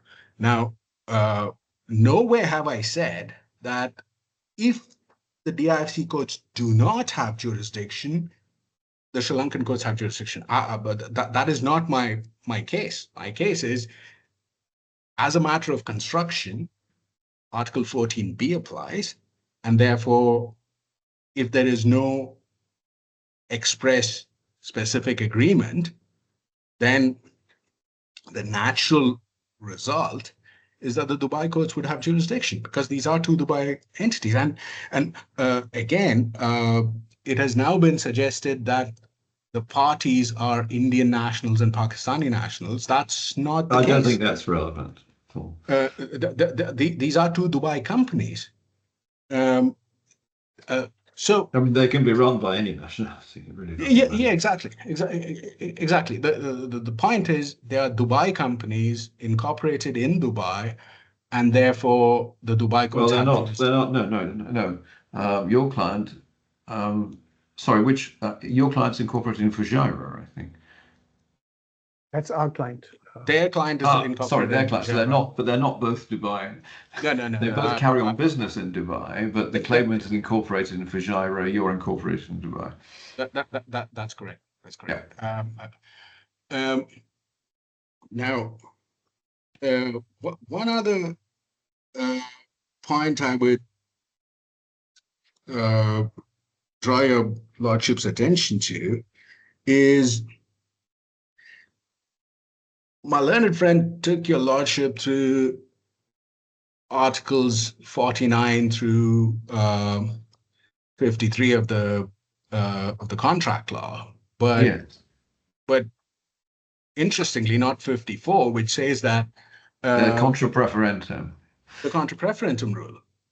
If their case is they drafted this with a certain intention, well, we don't know what that intention is. There's nothing in the record to show that we agreed or we expressed an intention to submit to the DIFC courts. Even the belatedly produced supplementary documents do not contain anything that says that we agreed to the jurisdiction of the DIFC courts. And that is the beginning and end of the analysis, that there is no express agreement. And to the extent that 14b allows for some sort of implication, there's nothing to base such an implication on. No, implication is not an issue at all. The only issue is interpretation of the term sheets, and indeed it boils down to the heading of the clause. Yes, and on the heading of the clause, now, if the simple vanilla meaning of governing law and dispute resolution, it does not necessarily mean that an agreement to governing law means an agreement to the DIFC courts. It simply says disputes shall be resolved in accordance with the governing law. Oh, yes, I see that. And that's all that it means. And we have no disagreement with that. We say, yes, and it's perfectly fine for two Dubai parties, like with English law or Singapore law, to say, yeah, we agree to DIFC law. Yeah, we can go to any court. We could go to Dubai courts. We could go to, well, potentially Fujairah courts, but the claimant-based jurisdiction does not exist in Fujairah. It only exists within the UAE. It only exists in the ADGM and the DIFC. So the defendant is based in Dubai, and therefore the Dubai courts would have jurisdiction. Now, just the use of the word dispute resolution does not mean. So I understand that point. And one last point, I'm probably belaboring the point here. My learned friend referred to Arnold and Britton. Now, Arnold and Britton says that just because the natural language does not work out well for a party, even if it works out badly or disastrously for a party, that's not a good reason for the court to reject the natural meaning of that provision and imply another supposedly more sensible interpretation. Now, in this case, I don't think we even get there, because the natural meaning is governing law and dispute resolution. In all respects, it'll be governed and construed in accordance with the IFC law. We have no argument with that, and that can be done by any court. There is no agreement to subject ourselves to the DIFC courts. No, well, you've said that many times. And that is my position, and nothing that has been served. I mean, the argument on the other side has morphed over time. But if one looks solely at the evidence that was served, the evidence does not support an argument that there was an agreement to the jurisdiction of these courts. All of the other gloss that's been put on it is in the skeleton argument. It's in the so-called evidence and answer document that is not a witness statement. Therefore, just looking at the party's evidence, my evidence is uncontradicted. There was no agreement. And therefore, my request for relief stands as it is, that for a declaration that the court has no jurisdiction and that the claim form be set aside. Thank you very much indeed. Thank you both for your economy of time and for very full written submissions, which I've considered and will consider further in the light of your oral submissions. You'll have my written judgment within the next few days. Grateful, my lord. Your lordship has our statement of costs as well as those of the other side. Yes, I've not seen those, but you both filed statements of costs, have you? Yes, we have. Good. Okay, I was rather concerned about that. Again, they don't appear at the moment on the case management system, but I will dig those out. They have now appeared. They're there. Yes, good. Okay, that's helpful. I'll look at those. Your Sorry, Honor, Mr. if I may. Yes. Your Honor, if I may, if this case were to proceed, then should the case management order also be part of? Will that be done separately? Or no, if all I'm deciding is Mr. Krishna's application, the case will then proceed as normal. So I'm not going to make case management decisions at the moment. Right, Your Honor. And if the uh, case is to proceed. I'm grateful, Mulad. And part 12 deals with consequences of my application being refused. Yes. Good. Okay. Anything else? Yes. Grateful, Mulad. No. Mr. Hussain, anything else? Oh, Your Honor, I think most of the arguments which I mean have been raised by my learned colleague. Yeah, I'm not inviting you. I'm not inviting you to make any submissions. It's just have we covered everything that we need to cover? So, Yes, Your Honor, we have. yes. Malad, I do apologize. One last thing. I'm just reminded by my colleague, Ms. Chaudhry, that we have sought our costs on the indemnity basis, on the basis of this drip feed, or rather a barrage of. Well, I've seen all of that. I will leave. I'll leave that in your lordship's hands. Yes. Yes. Thank you very much. As I said, I've seen it. Okay. As I said, you will have my written decision in a few days. Thank you very much indeed. I appreciate your efforts on both parts. Thank you. Good day.